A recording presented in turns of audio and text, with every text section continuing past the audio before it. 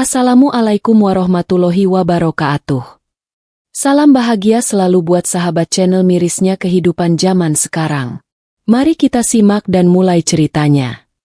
Aku hanya seorang anak kecil yang hidup dalam dunia yang penuh kesulitan. Namaku Dika. Umurku baru 9 tahun. Tapi aku sudah merasakan betapa beratnya hidup. Setiap pagi, sebelum matahari terbit, aku sudah harus bangun dan berjalan kaki menentang dinginnya pagi. Ayah dan ibu sudah lama meninggal. Mereka pergi dalam kecelakaan yang merenggut segalanya.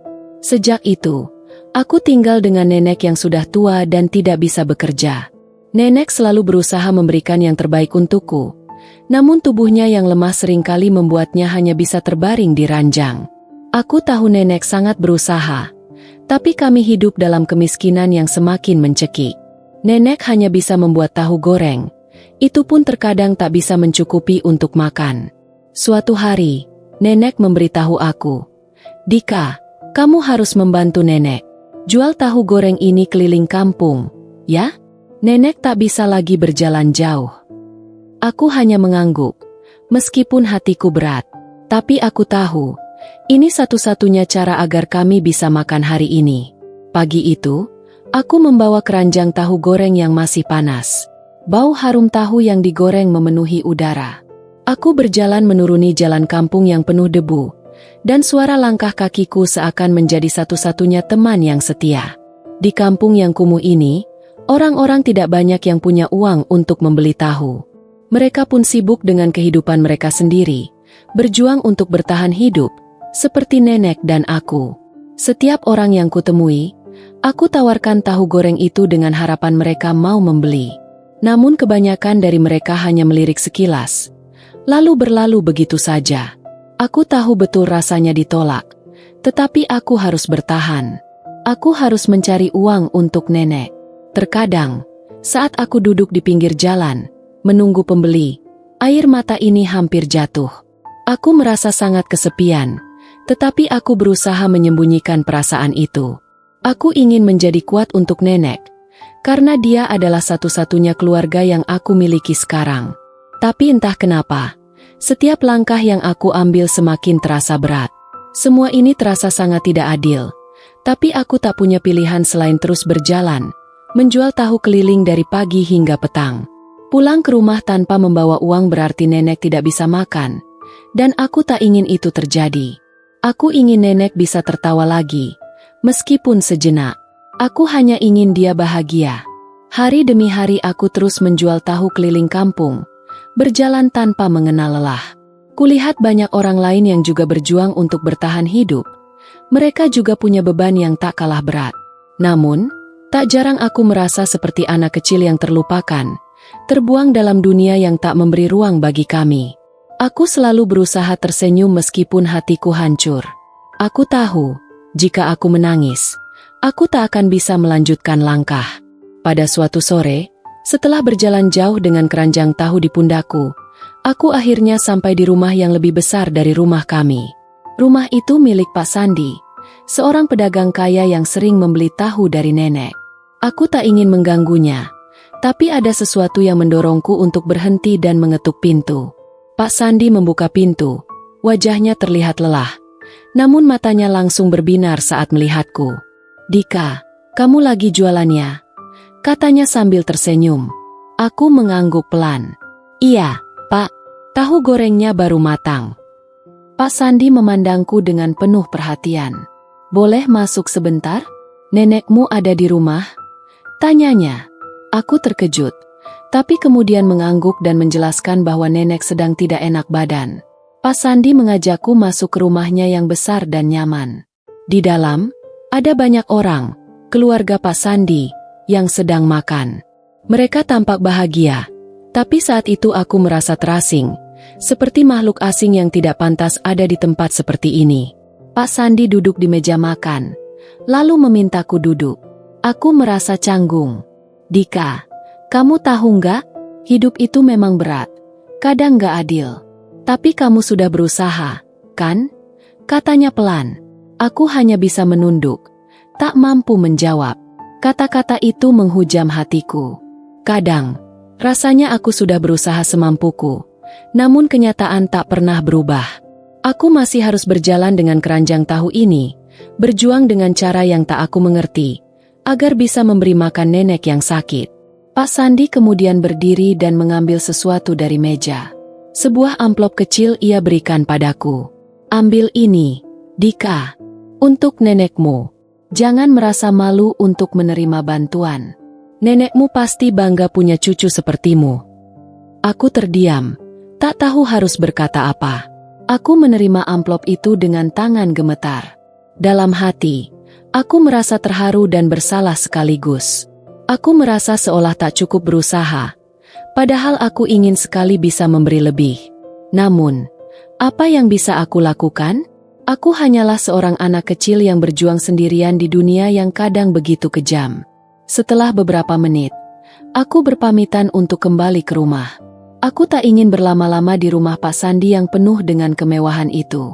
Bagiku, rumah yang sederhana bersama nenek sudah cukup, meskipun penuh dengan kekurangan. Tapi, saat aku keluar dari rumah itu, aku merasa seperti ada sesuatu yang baru. Entah apa, tapi hati ini terasa lebih ringan. Mungkin, harapan yang kubutuhkan bukanlah uang, tapi seseorang yang peduli. Pulang ke rumah, aku membuka amplop pemberian Pak Sandi. Di dalamnya ada sejumlah uang yang cukup banyak untuk kami bertahan beberapa hari ke depan. Walaupun nenek tak bisa bekerja lagi, aku berjanji pada diriku sendiri bahwa aku akan terus berusaha, meskipun jalan yang harus aku tempuh terasa begitu panjang. Nenek sedang duduk di kursi kayu di ruang tengah. Wajahnya tampak lelah, namun senyum kecil tetap terukir di bibirnya saat aku masuk dengan membawa amplop. Aku duduk di sampingnya dan menggenggam tangan tua nenek.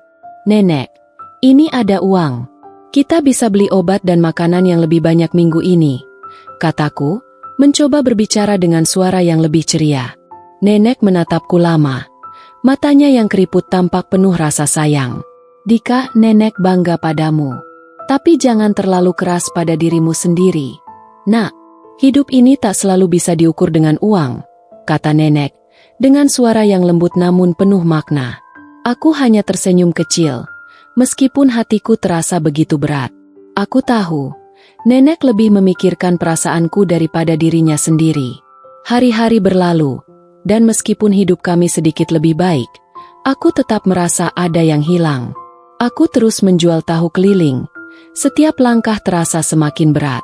Aku sering berpikir, kenapa aku harus menjalani hidup seperti ini?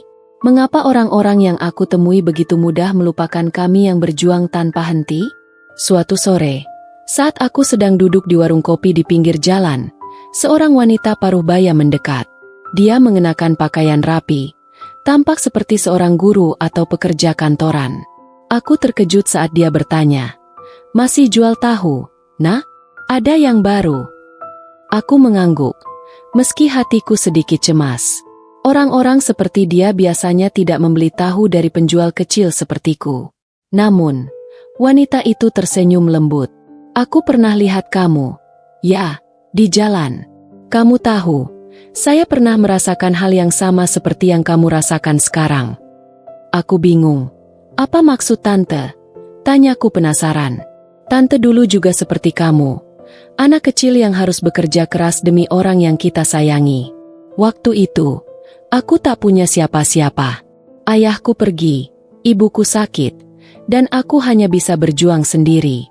Tapi apa yang aku lakukan bukan hanya untuk bertahan, tapi untuk memberi arti dalam hidup ini." Kata-kata wanita itu seperti setitik cahaya di kegelapan hatiku. "Tante, apa yang harus aku lakukan? Aku hanya bisa jualan tahu," kataku dengan mata yang mulai berkaca-kaca. Wanita itu mengangguk penuh pengertian. "Kamu sudah melakukan yang terbaik, Nak. Tapi ingatlah satu hal, jangan pernah menyerah hanya karena orang-orang di sekitar tidak mengerti perjuanganmu. Hidup ini tidak akan pernah mudah, tapi jika kamu terus berusaha, suatu hari nanti kamu akan menemukan maknanya." Aku tak bisa berkata apa-apa lagi. Air mata mulai menetes tanpa bisa kutahan. Wanita itu membelai rambutku dengan lembut, kemudian berdiri dan memberi beberapa lembar uang di tanganku. "Ini, untuk kamu dan nenek. Jaga diri kalian." Aku hanya terdiam, menggenggam uang itu erat-erat, sambil berusaha menahan tangis. Wanita itu pergi begitu saja, meninggalkan aku dengan perasaan yang campur aduk. Sebuah kebaikan kecil dari seorang yang tidak kukenal, namun itu sangat berarti. Aku tak tahu apa yang akan terjadi selanjutnya, tapi satu hal yang pasti, hidup ini masih punya harapan, meskipun tak selalu mudah terlihat. Kembali ke rumah, aku memeluk nenek erat-erat. Nenek, kita masih bisa terus berjalan. Ada orang-orang baik di dunia ini, kataku sambil menahan air mata. Nenek hanya tersenyum dan memelukku kembali, meski aku tahu senyum itu menyimpan banyak luka dan harapan yang tak terucapkan. Aku hanya seorang anak kecil yang menjual tahu keliling, tapi aku mulai belajar bahwa setiap langkah, meskipun kecil, memiliki makna. Dan aku tak akan berhenti, karena nenekku, karena harapan yang tak boleh padam. Hari-hari berlalu, dan meskipun aku semakin lelah, aku merasakan sesuatu yang berbeda. Mungkin, setelah semua kebaikan yang datang kepada kami, meskipun hanya sesaat, aku mulai melihat dunia dengan cara yang berbeda. Aku mulai memahami bahwa meskipun hidup ini penuh dengan kesulitan, masih ada harapan yang bisa ditemukan di tempat yang tak terduga. Suatu pagi, aku sedang berjalan menuju pasar dengan keranjang tahu di pundakku, seperti biasa. Namun, ada sesuatu yang berbeda. Angin pagi terasa lebih segar, dan langit tampak lebih cerah. Ketika aku melangkah menuju kampung sebelah, seorang pria tua mendekat. Dia tampak bingung, lalu bertanya, "Nak, kamu penjual tahu keliling, ya?" Aku mengangguk, sedikit terkejut. Pria tua itu tersenyum, lalu berkata, "Aku sudah mendengar cerita tentangmu, tentang keberanianmu, tentang bagaimana kamu menjaga nenekmu. Aku ingin membelikan tahu dari kamu, tapi ada satu hal yang lebih penting." Aku hanya menatapnya bingung. Pria itu melanjutkan, "Aku memiliki sedikit tanah kosong di ujung kampung. Sudah lama aku berniat membuka sebuah usaha kecil untuk membantu orang-orang seperti kamu. Tapi aku tak tahu harus mulai dari mana. Mungkin, aku bisa memberi sedikit tempat untuk nenekmu, dan kamu bisa menjual tahu di sana." Aku terpana. "Tapi, Pak, kenapa Anda membantu kami?" tanyaku, suaraku hampir bergetar. Pria itu tersenyum lagi. "Karena dulu aku pernah berada di posisi yang sama. Aku tahu bagaimana rasanya berjuang sendirian. Kini, aku hanya ingin sedikit membantu orang lain, seperti apa yang pernah dilakukan orang lain kepadaku. Hidup ini memang keras, tapi kita tak bisa menyerah. Kita harus saling menguatkan." Aku merasa sesuatu yang hangat menyelimuti hatiku. Ternyata, masih ada orang-orang yang peduli. Meski aku hanya seorang anak kecil yang menjual tahu keliling, aku merasa seperti ada sesuatu yang lebih besar dari sekadar uang dan makanan. Ada kebaikan yang tak ternilai harganya. Aku membawa kabar gembira itu pulang ke rumah, dan nenek tampak terkejut. "Apa benar, Dika? Kamu akan punya tempat untuk jualan tahu yang lebih baik?" tanya nenek dengan mata berbinar. Aku mengangguk, lalu memeluknya erat.